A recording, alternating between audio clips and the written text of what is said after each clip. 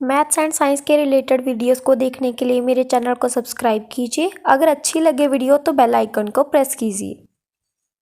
आज हम बात करेंगे टॉपिक क्वाड्रिलेटरल के बारे में। सबसे पहले क्वाड्रिलेटरल क्या होता है, पहले उसके बारे में डिस्कस करेंगे। क्वाड्रिलेटरल, ठीक है।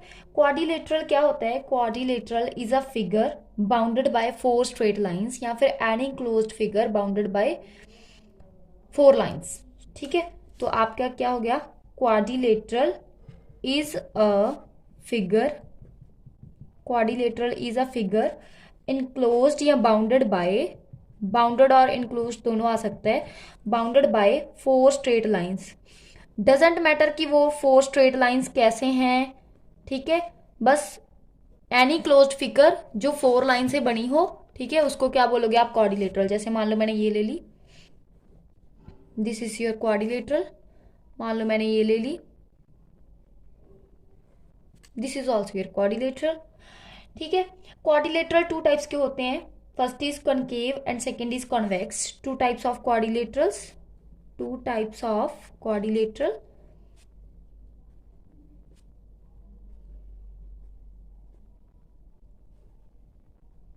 First is concave. कॉनकेव कौन से होते हैं बेटा? कॉनकेव वो होते हैं जैसे जिनकी जो लाइंस होती हैं वो अंदर वाली तरफ नहीं होती, मतलब कि ऐसे कह सकते हो जिनके ऑल एंगल्स जो होते हैं लेस देन 180 होते हैं, कनकेव होते हैं। ऑल एंगल्स लेस देन 180 वो होते हैं concave. Second is convex. Convex क्या होते हैं? वन एंगल, या ऐसे कह सकते हो one anterior angle is greater than 180 degree. One interior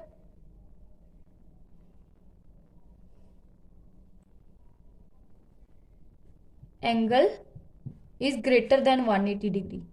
अब आगे आती है इसकी टाइप्स। ये तो हो गई 2 types of quadrilateral, concave convex के बेस पे, लेकिन आगे इसकी और टाइप्स होती हैं, ठीक है। हम वो टाइप्स जो आप याद करते हो वो यहाँ पे डिस्कस करेंगे। Types of quadrilateral, types of quadrilateral.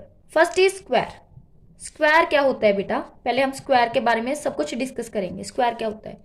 Square क्या होता है? एनी क्लोज्ड फिगर, ऐसे एनी क्लोज्ड फिगर जिसकी 4 इक्वल साइड्स हों। ये मैंने निशान लगाए, इसका मतलब, इसका मीनिंग ये है कि ये चारों इक्वल है। अगर मान लो इसकी लेंथ जो है 5 सेंटीमीटर है तो इसकी भी 5 सेंटीमीटर होगी, इसकी भी 5 सेंटीमीटर होगी एंड इसकी भी 5 सेंटीमीटर होगी।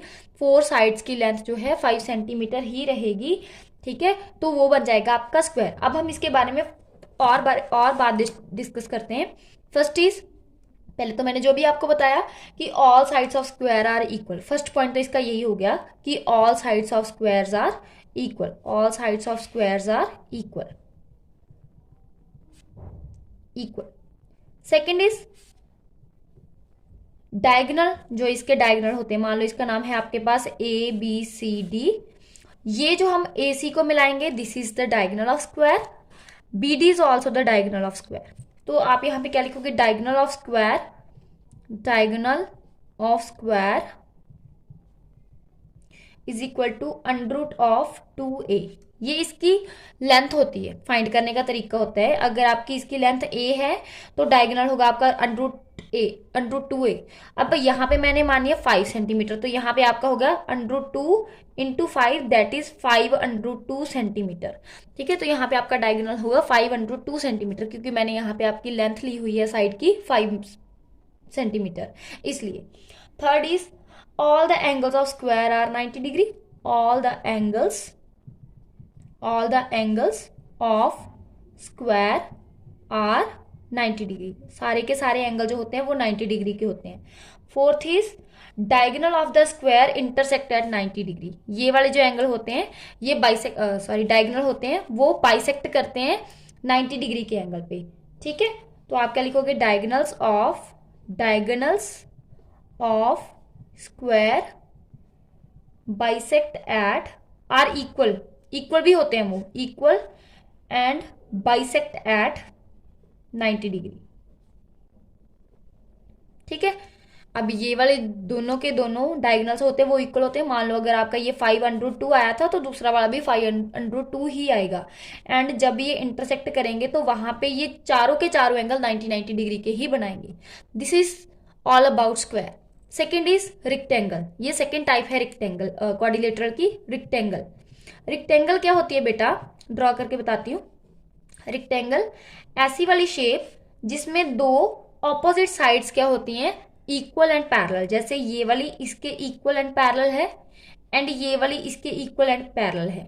लेकिन एक कंडीशन साथ में ये भी है, जैसे इसमें था कि all angles are 90 degree, same condition rectangle में भी है कि all angles are 90 degree. Firstly opposite sides are equal and second condition, second main condition is all angles are 90 degree. ठीक है, और ये इसके डायगोनल्स हैं। ठीक है, डायगोनल सेम जैसे आमो सामने वाले, जो मतलब कि एडजेसेंट वाले को नहीं, आजू बाजू वाले को, ऑपोजिट को जब हम मिलान करते हैं, मीट करवाते हैं, जो आपकी लाइन बनती है दैट इज डायगोनल। ठीक है, अब हम रेक्टेंगल के बारे में लिखेंगे। First is all sides of rectangle are equal and parallel, मतलब opposite side, sorry opposite sides are equal and parallel. Opposite sides are equal and parallel, ये मैंने अभी आपको बता दिया, equal and parallel. Second is all angles are 90 degree, all angles are 90 degree. मैं बार बार rectangle नहीं लिखूंगी बेटा, क्योंकि मैं सारा कुछ रेक्टेंगल के बारे में लिख रही हूँ। Third is any two adjacent angles are equal to 180 degree, मतलब कि एनी टू एडजेसेंट, एडजेसेंट का मीनिंग होता है साथ साथ वाले। अगर आप कोई भी दो एडजेसेंट एंगल लोगे वो इक्वल टू होंगे 180 डिग्री के, या उनका सम जो होगा वो होगा 180 degree. Any two adjacent angle, any two adjacent angle are equal to 180 degree. Any two adjacent angles are equal to 180 degree, are equal to 180 degree. This is all about rectangle. One more point, जैसे इसमें था कि diagonals are equal, same इसमें भी है diagonals are equal. इसमें भी diagonals जो होते हैं आपके इक्वल होते हैं, डायगोनल्स आर इक्वल। लेकिन इसमें जो डायगोनल होते हैं आपके वो 90 डिग्री के एंगल पे कट नहीं करते। ठीक है, इक्वल होते हैं लेकिन 90 डिग्री के एंगल पे कट नहीं करते। Third type is parallelogram. Third is parallelogram. Parallelogram क्या होता है, सेम जैसे हमारी रेक्टेंगल होती वैसे ही होता है पैरेललोग्राम। उसमें क्या होता है बेटा, ऑपोजिट साइड्स आर इक्वल, जैसे इसकी इक्वल ये हो गई, इसकी इक्वल ये हो गई।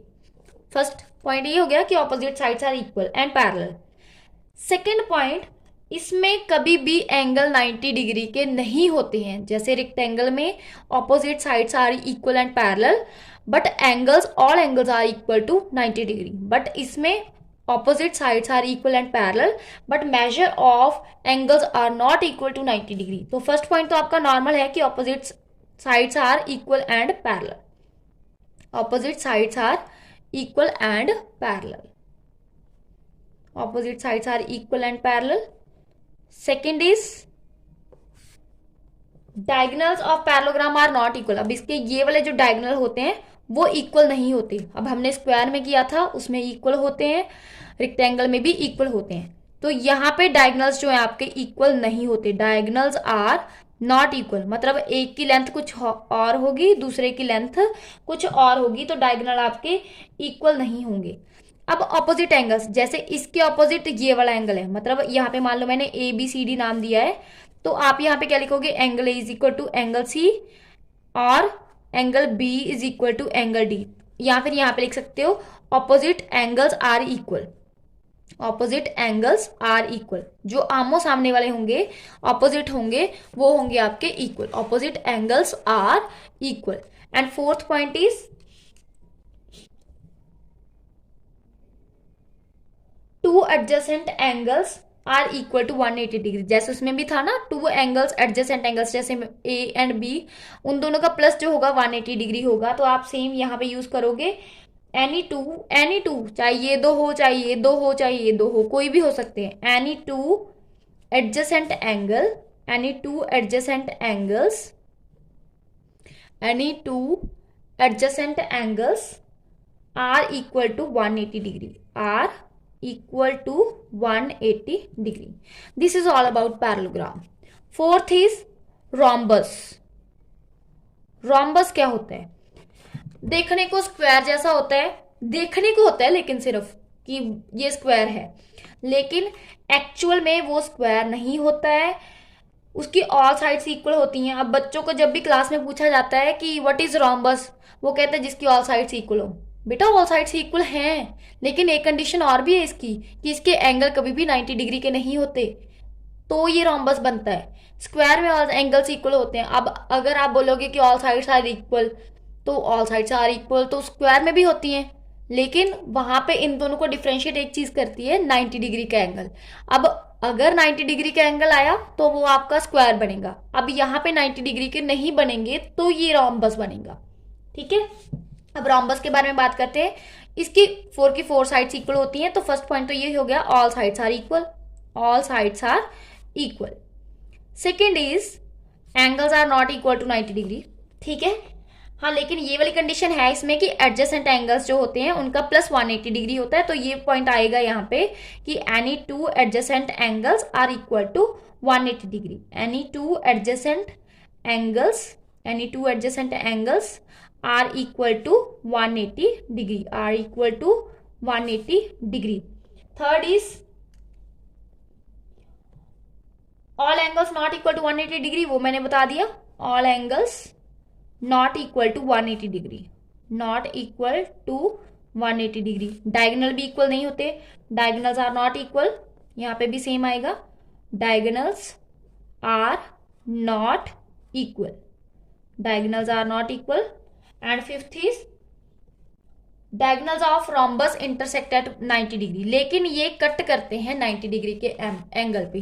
डायगोनल्स ऑफ रोम्बस या normally diagonals are intersect at 90 degree angle, intersect at 90 degree angle. This is all about rhombus. fifth type is trapezium. अब trapezium क्या होता है? trapezium होता है एक different type of quadrilateral जिसमें टू साइड्स इक्वल होती हैं. टू साइड्स इक्वल नहीं कह सकते, टू साइड्स पैरेलल होती हैं, टू साइड्स पैरेलल नहीं होती. इक्वल की कोई कंडीशन नहीं है इसमें. ये दो साइड्स पैरेलल है, इक्वल की कोई कंडीशन नहीं है. आप यहाँ पे लिख लो ए बी सी डी, तो ये क्या हो गया trapezium. Two sides are equal और two sides are parallel and two are not parallel. Two sides are parallel, first condition is. Second is sides are not equal. ये मैंने अभी कह दिया आपको कि साइड्स कभी भी इक्वल नहीं होती ट्रापीजियम में, sides not equal. Third is opposite angles are neither equal nor 90 degree. अब जरूरी नहीं है कि वो 90 डिग्री हो सकता है, ये ट्रापीजियम ऐसे भी बन सकता है बेटा. हमने तो ये कहा है ना कि टू साइड्स पैरेलल हैं, ये भी बन सकता है. तो ऑपोजिट एंगल्स में भी 90 डिग्री के हो सकते हैं, मे भी नहीं हो सकते. तो आप क्या लिखोगे, opposite angles are neither equal nor 90 degree. ना तो वो इक्वल हो सकते हैं, ना वो 90 डिग्री के हो सकते हैं. ये हमें पता नहीं है, वो देख के पता चलता है ट्रापीजियम को. ठीक है. And fourth is any two adjacent angle are equal to 180 degree. ये ऑल क्वाड्रिलेटरल में कंडीशन फुलफिल होती है कि जब भी दो एडजेसेंट को प्लस करोगे तो तुम वो 180 डिग्री ही आएगा. वो सब में फुलफिल होती है ये condition. Any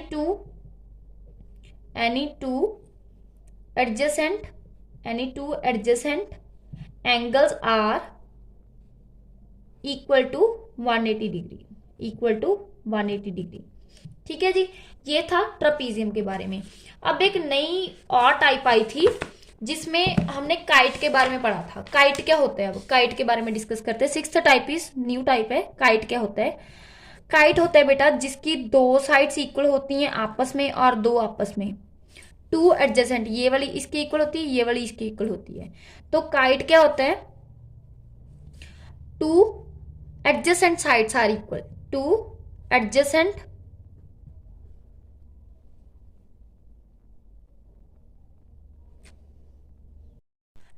sides are equal, या फिर ऐसे कह सकते हो pair of adjacent sides are equal. Pair of adjacent sides are equal. ठीक है। इसमें और कोई कंडीशन नहीं होती, इसमें बस एक होता है कि इसकी वन सिमेट्री होती है, ठीक है, और कोई इसमें कुछ ज्यादा डिस्कस नहीं किया होता। ठीक है जी, ये सब था हमारे पास क्वाड्रिलेटरल के बारे में। मैं दोबारा से आपको रिवाइज करवा देती हूँ। हमने डिस्कस किया क्वाड्रिलेटरल क्या होता है, any closed figure bounded by four straight lines. इसकी टाइप्स की पहले हमने किया, कनकेव एंड कन्वेक्स के बेस्ड। कनकेव जिसके ऑल एंगल्स 180 डिग्री से लेस होते हैं, एंड कन्वेक्स जिसके वन एंगल जो होता है ग्रेटर देन 180 डिग्री होते हैं। टाइप्स ऑफ क्वाड्रिलेटरल जो हम बच्चे डिस्कस करते हैं वो वाली हैं squares, rectangle, parallelogram, rhombus, trapezium and kite. Square के बारे में डिस्कस कर लिया, all sides equal, all angles equal to 90 degree. Rectangle all sides sorry opposite sides are parallel and equal and all angles are 90 degree. Parallelogram क्या होता है, opposite sides, ये रहा पैरेललोग्राम आपका, opposite sides are equal, opposite sides are equal and angle not equal to 180 degree. This is the main condition. Rhombus, all sides are equal but all angles not equal to 90 degree. Intersection of diagonals is 90 degree. Trapezium, two sides parallel and pair of sides, ऐसे बोल सकते हो, pair of sides are parallel and two are not parallel. And second is angles की इसमें कोई condition नहीं बताई हुई है, वो 90 डिग्री के हो भी सकते हैं, नहीं भी हो सकते। एंड काइट क्या होता है, जिसमें pair of adjacent sides are equal, दो पेयर हैं, ये वाला इसके इक्वल होगा, ये वाला इसके इक्वल होगा। काइट में बस इतना ही किया हुआ है। ये सब था हमारे पास क्वाड्रिलेटरल के बारे में।